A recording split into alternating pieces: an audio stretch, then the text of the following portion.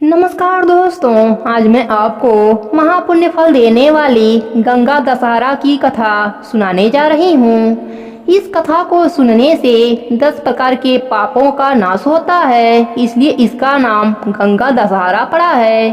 प्रेम से बोलिए गंगा मैया की जय हो।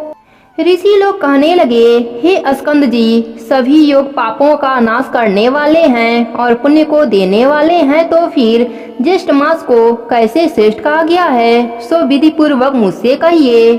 स्कंद जी कहने लगे, हे ऋषियों, ज्येष्ठ मास शुक्ल पक्ष की हस्त नक्षत्र से युक्त 10वीं तिथि के दिन लोक प्रसिद्ध गंगा जी स्वर्गलोक से अवतरित हुई थीं।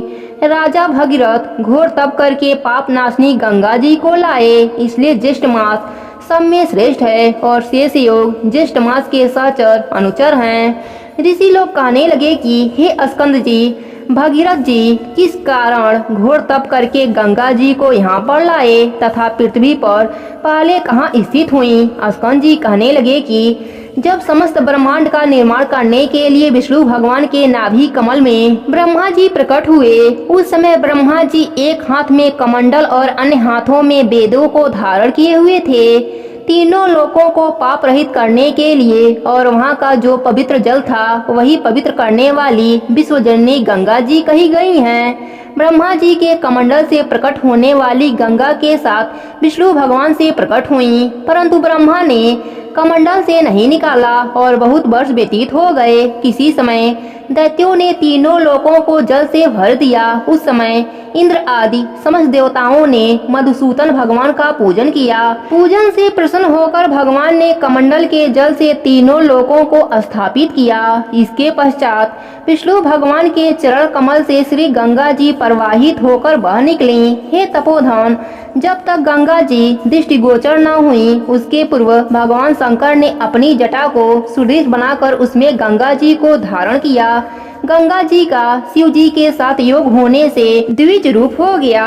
तब सब देवताओं ने श्री शिव जी की प्रार्थना की। तब शंकर ने अपनी जटा से गंगा जी को छोड़ दिया। उस समय प्रवाह रूप से जब गंगा जी गरजती हुई आकाश को चली, तब उसका स्वधनी, स्वगंगा और स्वर्गवाहिनी नाम पड़ा। उस समय राजा भगीरथ ने घोर तप करके अपने पितरों की मुक्ति के लिए गंगा जी को पृथ्वी पर ले आए। वहां पर शेष आदि की स्तुति करने पर गंगा जी पाताल गुफा को चली गईं। उस पाताल से राजा भगीरथ द्वारा लाई गईं, इसलिए गंगा जी का भागीरथी नाम पड़ा।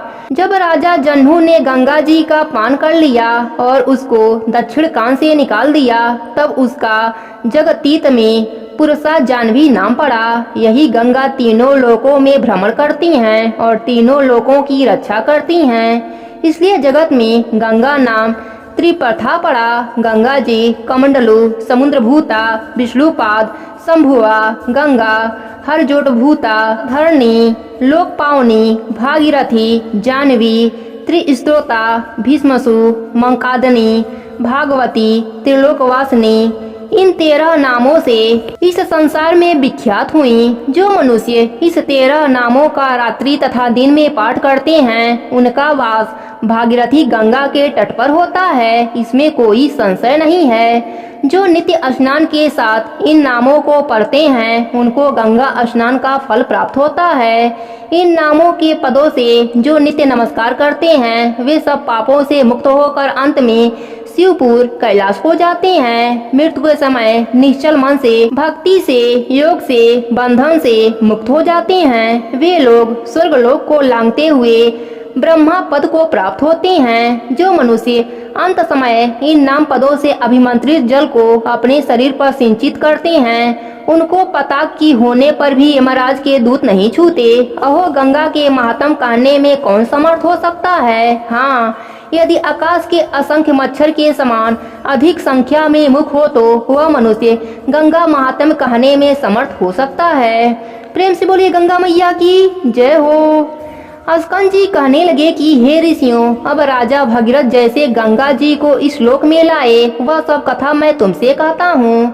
आप चित्त को निश्चल करके सुनिए। प्रथम सूर्यकुल में राजा सगर परम धार्मिक, देवताओं तथा दैत्यों का निर्वहन करने वाला विख्यात हुआ। वह नीति को जानने वाला और अति कुशल था। अयोध्या में अपनी राजधानी बनाकर पूर्व के समान 7 द्वीपों की रक्षा करता हुआ समस्त पृथ्वी का शासन करता था।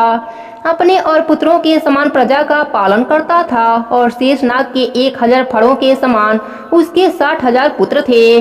राजा सगर के 60,000 पुत्र समुद्र के समान विख्यात और बड़े पराक्रमी थे। बल में आयु के समान, बुद्धि में बृहस्पति के समान, धनुषधारियों में भीष्म के समान और तेज में सूर्य के समान थे। वे राजा सगर के 60,000 पुत्र समस्त विद्याओं में कुशल तथा धर्म में परायण थे। ऐसे 60,000 पुत्रों सहित राजा सगर ने अश्वमेघ नाम वाले बड़े प्रसिद्ध यज्ञ को प्रारंभ किया। राजा सगर ने ऋषि वशिष्ठ की आज्ञा अनुसार और उनकी सहायता से विधिवत संकल्प करके यज्ञ का घोड़ा छोड़ दिया। अनेक सेनाओं से सुशोभित सेनाचरों तथा वीर पुत्रों सहित यज्ञ का घोड़ा, जिसकी रक्षा के लिए राजा सगर के 60,000 पुत्र चले थे, चल पड़ा। अपनी इच्छा पूर्वक इस देश से दूसरे देश को जाता हुआ थकावट से युक्त वह श्रेष्ठ घोड़ा जिन जिन विख्यात राजाओं से पकड़ा गया, उन सब राजाओं को अपने बल से जीतकर और अपने शरणागत होने पर छोड़ दिया। इस प्रकार इस भूमंडल के समस्त राजाओं से कर लेके छोड़ दिया गया और उन राजाओं से कर के गधे, ऊंट, घोड़े, हाथी और गधे आदि सब सामान एकत्रित करके अयोध्या लाया गया। इसके पश्चात यज्ञ की समाप्ति पर विधि पूर्वक ऋषि जनों को दक्षिणा दी और 10 दिशाओं में लाया गया सब द्रव्य वस्तु तथा अपने राष्ट्र का भी बहुत सा धन कामना रहित होकर ब्राह्मणों को दान में दे दिया। इस तरह इस राजा ने 99 यज्ञ किए। इतने यज्ञ होने पर और सब 100वें यज्ञ में एक यज्ञ बाकी रह गया तो स्वर्ग के राजा इंद्र चकित हो गए और घबराकर सोचने लगे कि अब मैं क्या करूं, कहां जाऊं, मेरी रक्षा कौन करेगा। राजा सगर के 100 यज्ञ पूर्ण होने पर वह अवश्य मेरा इंद्रासन छीन लेगा। ऐसा विचार कर युद्ध के लिए तत्पर हो गया और समस्त देवता सेना लेकर पृथ्वी पर आ गया। सगर पुत्रों ने भी सहसा इंद्र को आए हुए देखकर यह निश्चय करके कि देवताओं का राजा इंद्र यज्ञ का घोड़ा हर कर ले जाने के लिए आया है। 60,000 राजा सगर के पुत्र इंद्र के पास आए और नमस्कार करके बड़े आदर और शांति के साथ वचन बोले कि हे स्वामी, हे सचिपते, यहाँ आपका आना कैसे हुआ। सगर पुत्रों के ऐसे वचन सुनकर इंद्र, जिनका ओठ क्रोध के मारे कांप रहा था, बोले कि तुम मेरा यह सब राज्य और इंद्रपद सब कुछ हरण करने की तैयारी कर रहे हो और अब बच्चों के समान श्रेष्ठ और मधुर वचन बोल रहे हो, जैसे तुमको कुछ पता ही नहीं है। ऐसा कहने पर सहसा देवता लोग शत्रु सेना पर प्रहार करने लगे। सगर पुत्रों ने भी युद्ध आरंभ कर दिया और भयप्रद तुमुल युद्ध आरंभ हो गया। वीर लोग बाणों से बाण, शस्त्रों से शस्त्र का प्रहार और निवारण करने लगे। युद्ध के कारण अति अंधकार हो गया और 10 दिशाओं वाड़ों से व्याप्त हो गई। अपने और पराओं का ज्ञान न रहा। इस प्रकार वे परस्पर युद्ध करने लगे। देवता लोग देवताओं को और सगर पुत्रों को मारने लगे। अपने पराये का कुछ भी ज्ञान न रहा। तब देवताओं के भय से सगर पुत्रों की सेना भयभीत होकर अपने प्राणों की रक्षा के लिए 10 दिशाओं की तरफ भागने लगी। फिर क्रोध से संतप्त होकर सगर पुत्रों ने दैत्र अस्त्र को छोड़ने के लिए अपने धनुष पर चढ़ाया और यह देखकर देवसेना झट से भाग पड़ी। उस संग्राम में हाथी पर सवार केवल एक इंद्र और 60,000 सगर के पुत्र ही रह गए। ऐसा देखकर इंद्र उनके साथ युद्ध करने में अपने आप को असमर्थ देखकर वहां से भाग पड़ा। अति चिंता से व्याप्त इंद्र श्री भगवान विष्णु जी के पास गए। इंद्र के चले जाने पर सगर पुत्र और उनकी सेना अपने निवास स्थान को चली गई। उनको सगर पुत्रों ने स्वामी के गौरव के लिए बहुत सा धन, वस्त्र और भूषण देकर प्रसन्न किया। प्रेम से बोलिए गंगा मैया की जय हो। अस्कंद जी कहने लगे कि हे ब्राह्मणों, जब इंद्र ने यज्ञ का सब वृतांत विष्णु जी से कहा, तब भगवान विष्णु मन से ध्यान कर इंद्र से निश्चित बोले कि हे इंद्र, मुझको और समर्थ शिव जी को उन लोगों ने नहीं बुलाया, इसलिए मैं तुमसे एक उपाय बताता हूँ, तुम उस उपाय को करो। हे सुमत, मैं तुमको अदृश्य करने वाली विद्या देता हूँ। तुम पवित्र होकर उस विद्या को ग्रहण करो और निर्भय होकर फिर जाकर विधि से उस विद्या का जप करो। सावधानी से यज्ञ के घोड़े का हरण करो और उसी तरह मौन पूर्वक कपिल मुनि के आश्रम में जाओ। यह सब देखकर यज्ञ के घोड़े को रख वह स्वर्ग को जाकर पूर्ववत अपना काम करो। भगवान के वचन को सुनकर इंद्र ने विधिवत स्नान किया और अदित्यकारिणी विद्या को ग्रहण कर प्रथम मधुसूदन भगवान को प्रणाम किया और पूछा कि प्रभु कपिल मुनि कहाँ पर हैं। श्री विष्णु भगवान कहने लगे कि कलिंग देश में पूर्व की तरफ पृथ्वी के अंदर गुफा में कपिल ऋषि ने पताल के समान खाना बना रखा है। उसी भूगिरी में ध्वजावस्थित होकर कपिल मुनि रहते हैं। विष्णु भगवान के वचन सुनकर इंद्र यज्ञ के घोड़े के पास गए और भगवान विष्णु के उपदिष्ट विद्या का ऋषि देवता के सहित जप करते हुए यज्ञ के घोड़े को लेकर शीघ्र चले गए, परंतु यह वार्ता किसी को कुछ मालूम न हो सका। एकांत में ध्यान मग्न कपिल मुनि को देखकर इंद्र ने विधि पूर्वक प्रणाम किया और यज्ञ के घोड़े को वहां बांधकर इंद्र अपने स्वर्ग को चले गए, परंतु मन में फिर भी शंका बनी ही रही। इधर यज्ञ के घोड़े के हरण हो जाने पर उसके रक्षक एक साथ अज्ञान से मोहित होकर सबों ने राजा से आकर कहा कि राजन, यज्ञ का घोड़ा कहाँ गया तथा कौन हर कर ले गया, हम नहीं जानते। रक्षकों के वचन सुनकर सगर पुत्र यज्ञवश की खोज में दसों दिशाओं को गए। समस्त पृथ्वी तल के भाग को देखकर देवलोक देखने के लिए स्वर्गलोक को आए। इसके पश्चात नक्षत्र लोक को गए और इंद्र की पुरी को गए।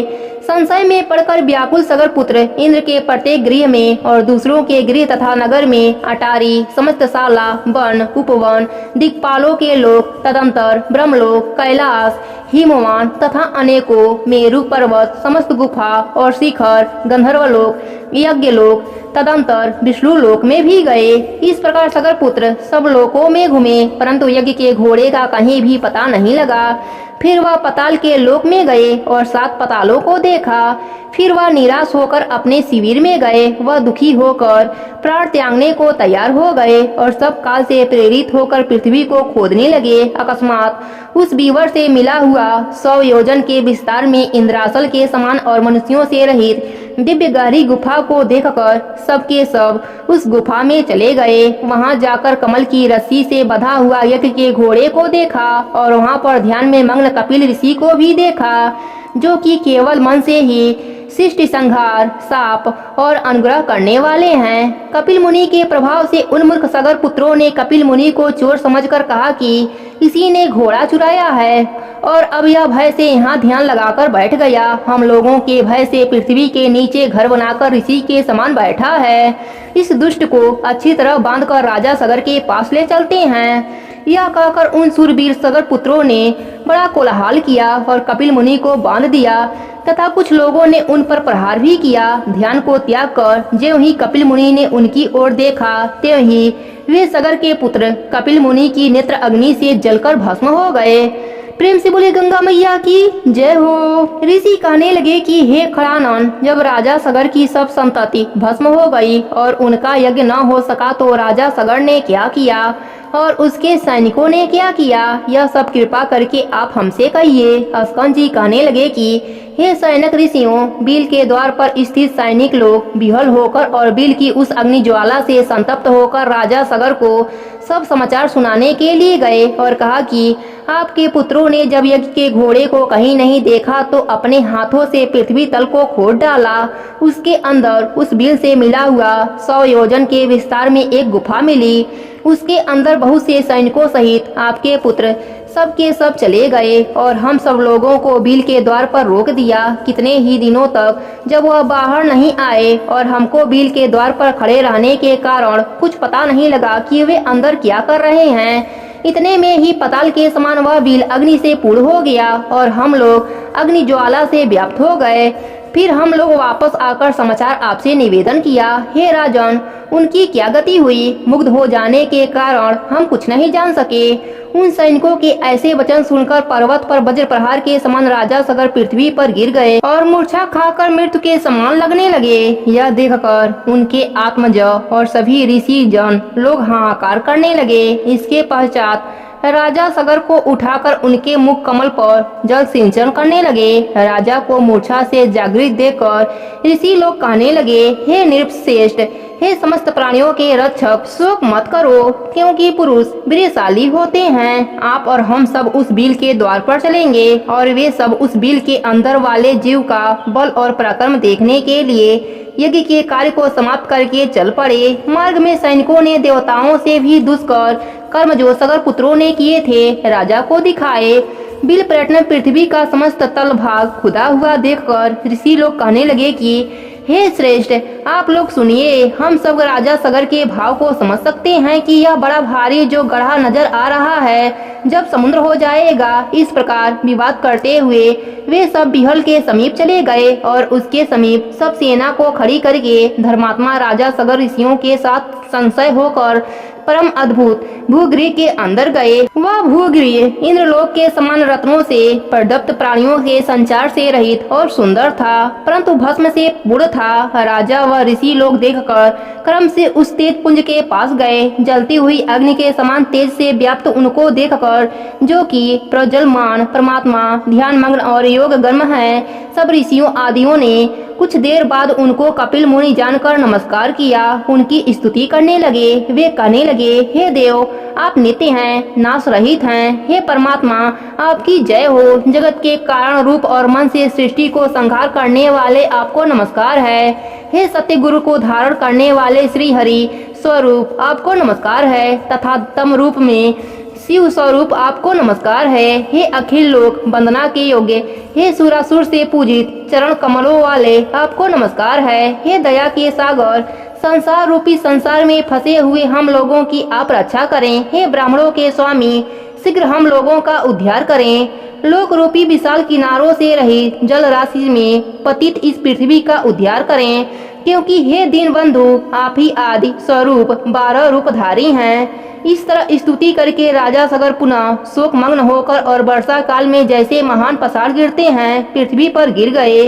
नेत्र खोलकर अपने सामने निश्चित रूप से पतित राजा सगर तथा उन ऋषियों को देखकर कपिल मुनि यह वचन बोले। प्रेम से बोली गंगा मैया की जय हो। कपिल मुनि ने राजा सगर और ऋषि गणों से पूछा कि आप लोग कौन हैं और कहां से आए हैं तथा मेरे पास आने का क्या कारण है। वे लोग कहने लगे कि प्रभु, यह परम धर्मात्मा राजा सगर शोक और दुख से व्याप्त होकर आपके सामने गिरा है। इस राजा के दुख का कारण आप सुनिए। यद्यपि आप अखिल के ज्ञाता हैं, हे प्रभु, इस राजा सगर ने अपने 60,000 पुत्रों से युक्त होकर अश्वमेघ यज्ञ को आरंभ किया और इसने संग्राम में इंद्र को भी जीत लिया। जब यज्ञ आरंभ हुआ और 60,000 पुत्रों और बहुत सी सेना के सहित यज्ञ के अश्व को जगत तीर्थ पर छोड़ दिया गया, तब यह घोड़ा फिरता हुआ अकस्मात अदृश्य हो गया। उसके अदृश्य होने पर उन वीरों ने बिल पर्यटन त्रिलोक में उसको खोजा और समस्त पृथ्वी तलों के भागों को देखा। उसके पश्चात वे सगर पुत्र बीवर से संलग्न भूगृह में गए। हे मुनि श्रेष्ठ, इसके आगे का वृतांत हम नहीं जानते। इनकी बातें सुनकर समाधि के द्वारा सब समाचार जानकर कपिल ऋषि बोले कि हे ऋषियों, इस कर्म को गुप्त रूप से करने वाला इंद्र है। यज्ञ के घोड़े को मेरे पास बांध कर वह स्वयं अपने लोक को चला गया। सगर पुत्र तथा राजमंत्री और अश्व के रक्षक मुझको चोर समझकर बांध दिया और मारने पीटने लगे। तदंतर मेरी क्रोध अग्नि से सब सगर पुत्र आदि जलकर भस्म हो गए। मैंने उनको जानबूझकर भस्म नहीं किया। ऋषि श्रेष्ठ कपिल ने इस प्रकार कहकर अत्यंत दुख प्रकट करते हुए विलाप करके स्वयं अपने हाथ से राजा सगर को उठाकर अपने हाथ से उनके मुख कमल को पोंछा और मधुर वचन बोले।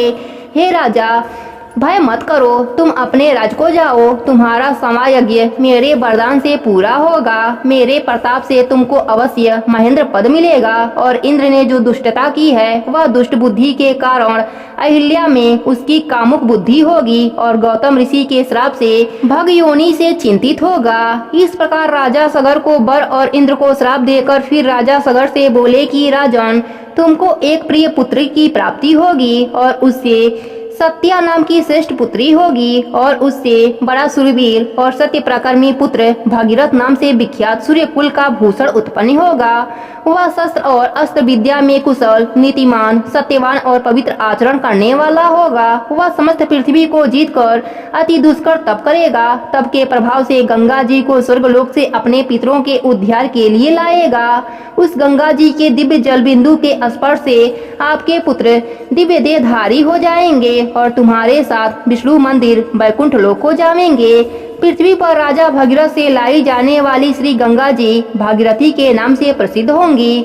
महात्मा कपिल ऋषि के वचन सुनकर राजा सगर ने कपिल देव जी की ऋषियों के सहित पूजन किया और नमस्कार करके अपने नगर को आ गए। इसके पश्चात बड़े कष्ट के साथ कुछ समय बीतने पर एक अच्छे दिन मुहूर्त में सती सुबंगा को पुत्र हुआ। अनेक कर्मों से युक्त दूसरे इंद्र का पुत्र के समान था। वशिष्ठ ऋषि ने आकर उस पुत्र का जात कर्म आदि संस्कार किया। उसके जन्म के समय गोदान तथा अनेकों और दूसरे दान देकर अन्य जनों को वस्त्र धन आदि देकर प्रसन्न किया। 12वें दिन उस बालक का नामकरण संस्कार करके उसका नाम भागीरथ रखा गया और शुक्ल पक्ष के चंद्रमा की तरह प्रतिदिन वह बढ़ने लगा। उपनयन समय आने पर राजा सगर ने विधिवत अपने पुत्र का उपनयन संस्कार किया। वह राजपुत्र 16 वर्ष की आयु के पूर्व ही हाथी घोड़ा रथ आदि समस्त विद्याओं और कलाओं का पूर्ण ज्ञाता हो गया। उसको समस्त गुणों से पूर्ण राजभार को सहन करने में समर्थ महान तेजस्वी जानकर तथा ऋषियों के साथ विचार करके उस सुजन्मा भागीरथ को राज्य दे दिया। राजा भागीरथ अपने पितामह का राज्य पाकर समस्त भूमंडल पृथ्वी का पुत्रवत पालन करने लगा। प्रेम से बोली गंगा मैया की जय हो। उसके पश्चात राजा भागीरथ निष्कपट राज कर अपने पूर्व पितरों के समाचार सुनकर अत्यंत उदासीन हो गए और समस्त राज्य तथा कोष खजाने को अपने पितामह राजा सगर के अधीन कर उनकी आज्ञा लेकर दारुण तप करने के निमित्त तपोवन को चले गए।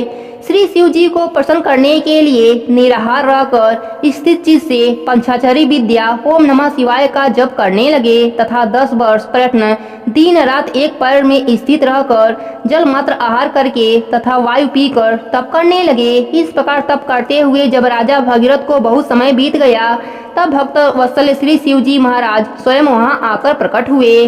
भगीरथ की भक्ति से वशीभूत होकर जब वर देने के लिए श्री शिव जी महाराज स्वयं वहां आए तब राजा भगीरथ ने शिव जी को देखकर और प्रणाम करके उच्च स्वर से मधुर वचन बोले। भगीरथ कहने लगे कि हे शिव शंभु आपको नमस्कार है।